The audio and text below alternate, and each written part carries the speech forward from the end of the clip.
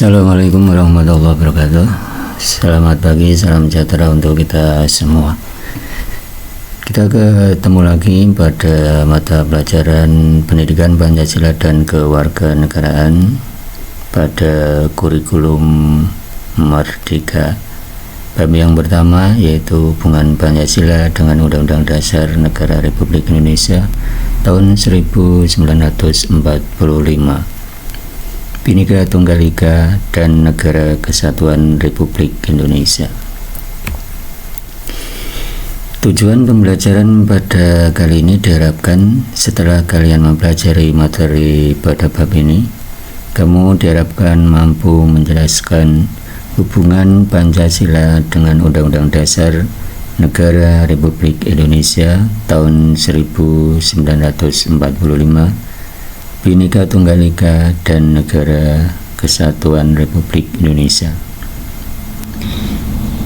Apa yang kamu ketahui tentang Pancasila, Undang-Undang Dasar Negara Republik Indonesia, dan Bhinneka Tunggal Ika? Mungkin punya bayangan seperti apa yang terdapat pada gambar di sebelah. Oke. Namun sebelum kami menjelaskan, jika yang belum subscribe, silakan subscribe, like, dan share untuk mendapatkan materi-materi berikutnya.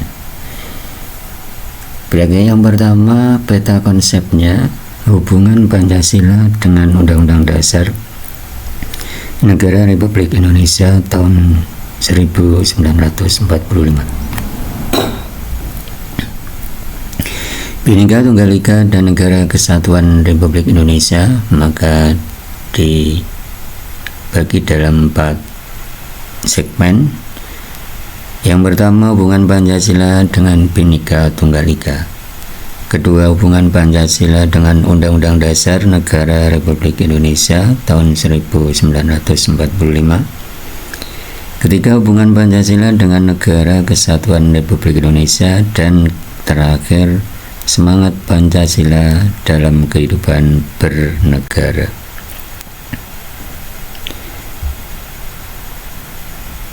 Kita akan membahas yang sub pertama, A. Semangat Pancasila dalam kehidupan bernegara. Pancasila merupakan arah dan pedoman kehidupan berbangsa dan bernegara Indonesia. Oleh karena itu, sebagai warga negara Indonesia, kita wajib memiliki semangat Pancasila dalam kehidupan sehari-hari.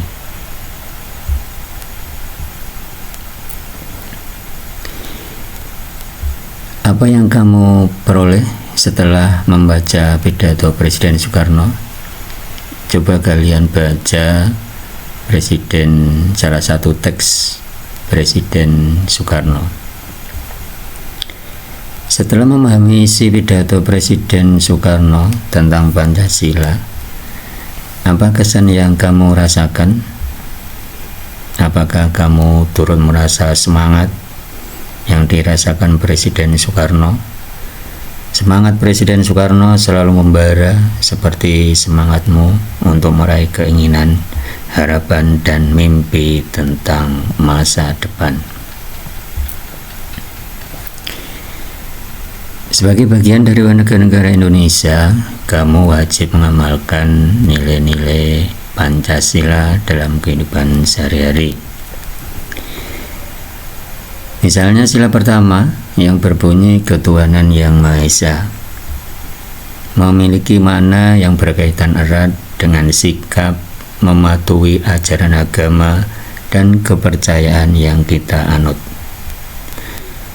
Contoh dalam mengamalkan nilai pertama Pancasila, kita perlu saling menghormati ajaran agama dan kepercayaan orang lain.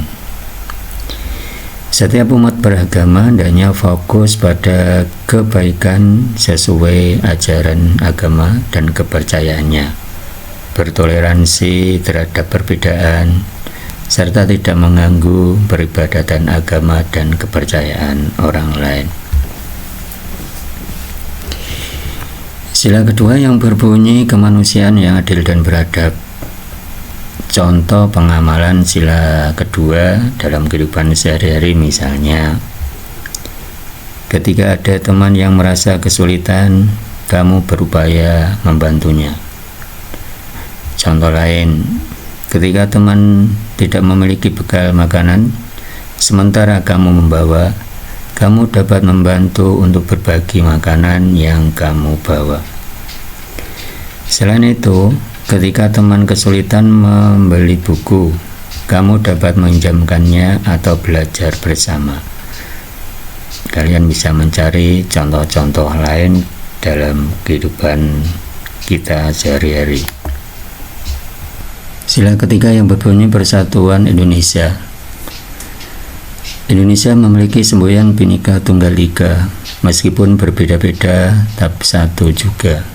Contoh pengamalan dalam menjalin persatuan adalah dengan bergotong royong. Misalnya, kegiatan membersihkan lingkungan sekolah akan terasa berat jika hanya mengandalkan beberapa orang.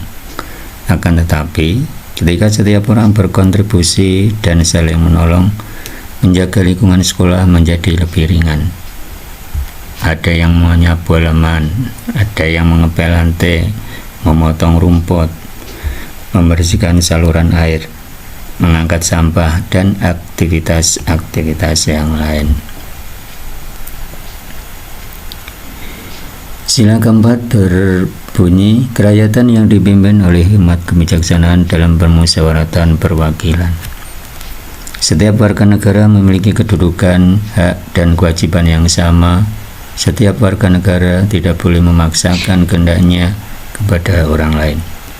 Selalu mengutamakan musyawarah dalam mengambil keputusan.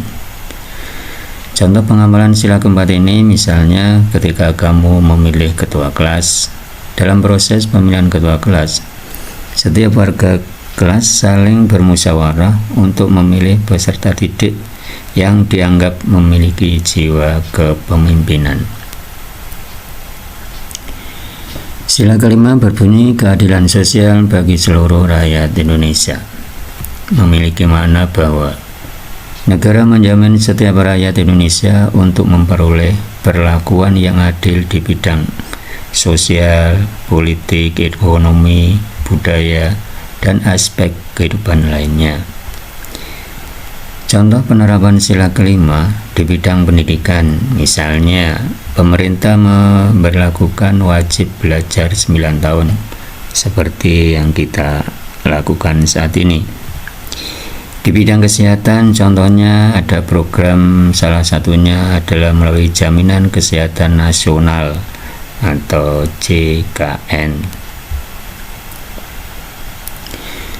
Berdasarkan penjelasan di atas, dapat kita ambil kesimpulan bahwa semangat Pancasila dalam kehidupan berbangsa dan bernegara perlu kita amalkan dalam kehidupan sehari-hari. Pancasila sebagai dasar negara, pandangan hidup bangsa, dan ideologi negara harus mewarnai seluruh lingkungan kehidupan kita, mulai dari keluarga, masyarakat, serta kehidupan berbangsa dan bernegara. Terima kasih atas perhatiannya. Semoga materi ini menambah wawasan kita dalam kehidupan sehari-hari.